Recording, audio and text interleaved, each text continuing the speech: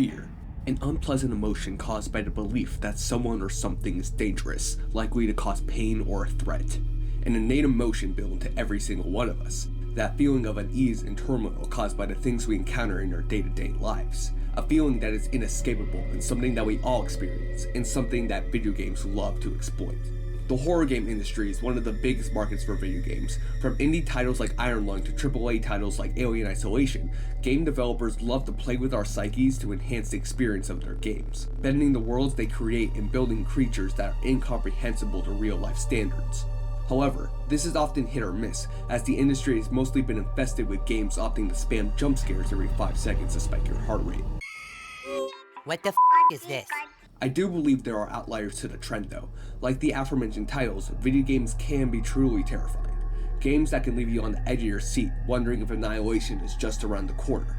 In my mind, one game is a step above the rest, a game that can cause dread without even trying, and it isn't even a horror game.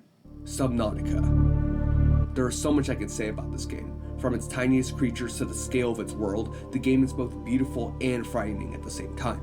Like I mentioned before, Subnautica isn't even a horror game, it's a survival game, and that's what makes it so brilliant. The game's main purpose isn't to scare the player, but it does it so well. Like, tell me this isn't even the slightest bit terrifying.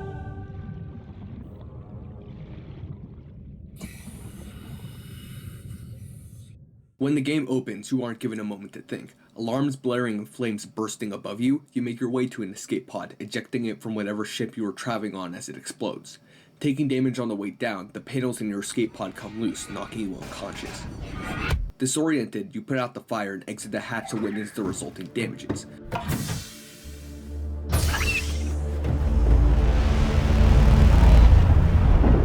And that's all the information you're given. Very little is actually explained on your situation. You have no knowledge of who you are, where you are, and how you can get home. We as people naturally fear what we don't know. Our brains do this to protect us from taking unnecessary risks and potentially losing our lives. The developers knew this and capitalized on it by making each area absolutely terrifying. Being stranded on an unknown world, your brain can only imagine what monstrosities might be swimming below the surface of the water. Creatures of absolute horror, monsters beyond your comprehension, or worse, NFT bros. Once you finally gather the courage to dive in, it's beautiful. There aren't any demonic creatures unless you count this thing, and there isn't anything truly life-threatening. It's colorful, full of life, nothing like the horrors you might have imagined. The area is a paradise akin to the coral reefs here on Earth. The area is literally called the Safe Shallows. You can't really be more on the nose than that. It's meant to be a place you can explore without being murdered in the first minute like you're in a Dark Souls game. I am Melania, Blade of Mikola. Now, this is where the game lets you go off and explore. Because Subnautica is an open world game, it never forces you in one direction. It allows you to go and discover things for yourself, and that adds to the overall terror of the game. Instead of just having some giant floating arrow guiding you from place to place, the game gives you the choice of exploring if you really want to. So, when you end up in places like this, you know that being there is entirely your decision. This obviously clashes with the basic goal to survive, so willingly venturing out into the unknown evokes a sense that something is always lurking in the darkness waiting to catch you. As you progress through the game, this feeling intensifies the further you venture from your life pod, as each new area you enter, the less you know about the things around you. Like I stated before, the game never forces you to travel to areas in the map, but that doesn't mean it doesn't have ways to get you to go from place to place you need to be. As you progress, you begin to receive radio messages from other survivors, reaching out to anyone else that survived the crash, each pod containing a beacon that pings its location to your PDA. You can ignore them, going about your day with business, but your natural curiosity usually takes over, pushing you to actually go to these pods. The pods always being destroyed when you reach them, leaving you with less and less hope each time that someone actually survived the crash. We as humans need interaction with others to stay sane. It's a necessity for us to stay healthy, so being the only survivor is extremely depressing, not only in the fact that you have no one to interact with, but the fact that you have to face the horrors of the planet completely alone.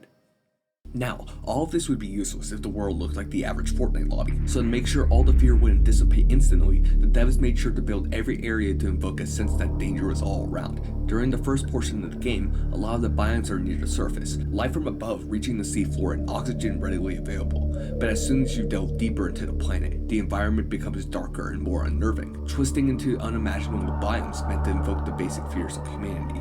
the main four being the Grand Reef, Blood Kelp Zone, Lost River, and Lava Zone. These biomes are scary in their own way, some playing on the fear of gore and blood like the Blood Kelp Zone, or playing on the fact that you just don't want to die with the Lava Zone. But they're also beautiful in their own terrifying way. Despite the overwhelming fear you feel in these areas, you're always drawn back to these areas, whether it's due to your wonder about the area, or being there because you need to get through to progress in the game. You'll always find yourself swimming through the waters of the planet, diving deeper and deeper.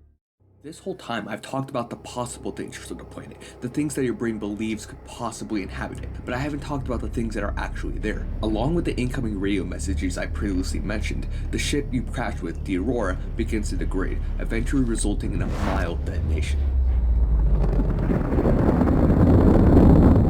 Because of the damage to the drive core, the ship begins to leak radiation into the surrounding area, and since there are no other survivors, the job to seal the leaks is left to you. This should be impossible, but video game logic is in play, so all you have to do is get to the Aurora, make your way through the wreckage, and repair the damage. Simple, right? Not in the slightest, because the fear of what might actually be out there manifests itself in the most terrifying way possible. As you approach the wrecked Aurora, the color and life that inhabits the safe shallows fades into this murky brown. The music fades into this low droning noise filled with the groaning and creaking of the Aurora's hull barely being held together. A feeling that something is out there, something you can't see due to the dirt clouding your vision washes over you. It's like you've entered somewhere you shouldn't be. Despite every cell in your body screaming to swim back to the vibrance of the shallows, you push forward because you have to. So far, there hasn't been anything that could shred you to pieces, so there's nothing to fear, right? And, hopefully that wasn't too close. The Reaper Leviathan. It's one thing to feel like something dangerous exists out there, but for it to exist and to be as much of a monster as it is terrifying. The Reaper was solely built to destroy you. Through the game, you gain access to 3 vehicles, the Seamoth, the Cyclops, and the Prawn Suit, and the Reaper can destroy all of them. There's not a foolproof way of surviving the Reaper, as its sheer speed and damage was made to make fighting it nearly impossible. The reason it's so effective at its job is because of how early it appears in the game. Usually, the only equipment you have by this point is a Sea Glide and Seamoth, so swimming away is your only option, and you can barely do that. Hell, you can even encounter this thing in the first minute if you happen to go near the Aurora at the start of the game. It also helps that the Reaper is just built like this. Now, Subnautica isn't exactly a hard game. It doesn't compare to the difficulty of the Sekiros or getting over its of the world. The true challenge comes through following through with the tasks the game presents you because, well, why would you want to travel near a Reaper? A lot of the important areas in the game are like this, usually placing something unnerving in whichever area you're trying to get to. Combined with this is a story that was designed to continually beat you down. At every turn, you're filled with hope only to have it ripped away from you as your chances of getting off the planet dwindle away. You're stranded on an alien planet all alone? Maybe there's other survivors. Nope, they were all shredded into pieces by the creatures in the ocean.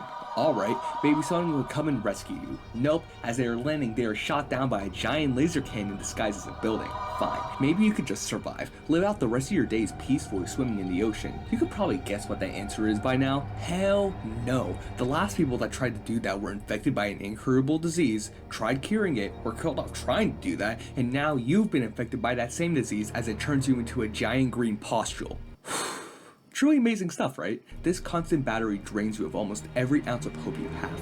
Except for one thing, those survivors, they were getting somewhere with their attempts to cure themselves, scanning something deeper below the planet. This sets up the goal of the second half of the game. Get to whatever's down there at all costs, because it's either that or suffer a slow death to the hands of the bacteria that's infected you. This is where everything comes together, the unknown, the environment, the creatures, and story. It all combines to overload your senses with as much dread and terror as possible. The game urges you to dive deeper into the unknown, to witness the remnants of a civilization long gone, encounter the deadly fauna of the planet, all while trying to survive it all and make it to the finish. This is my favorite part of the game. That sense of urgency once you learn the car bacteria is unmatched, as you can't just live out the rest of your days on the planet anymore. You must continue deeper, running into larger and larger creatures living in absolute hellscapes. Once you finally overcame the odds and reached your final destination, you aren't met with some demonic creature that wants to tear you to bits. You're met with the Sea Emperor Leviathan. So far, you've been generally trained to fear every creature that's remotely larger than you, but the Sea Emperor is different from everything else. Reaching this point acts as a testament to what you've overcome. All the trials, all the terror you've experienced in your journey turns into hope, as a solution to your problems has been found. This final section of the game sends you across the world you've explored to gather resources for Kara's cure. It's actually really nice. Instead of being terrified, you're mostly at peace, taking the time to enjoy the planet you were previously scared of. It's beautiful to me, having the ability to look back at the world and creatures you previously were trying to avoid. Once you finish making the cure, you disable the laser cannon and get off the world, and that's it. Subnautica is truly an experience that you can't really find anywhere else. I implore you to try the game out for yourself to experience the same feelings of dread that me and everyone else that's played this game has experienced. Or you cannot and watch everyone else play on YouTube. Coward.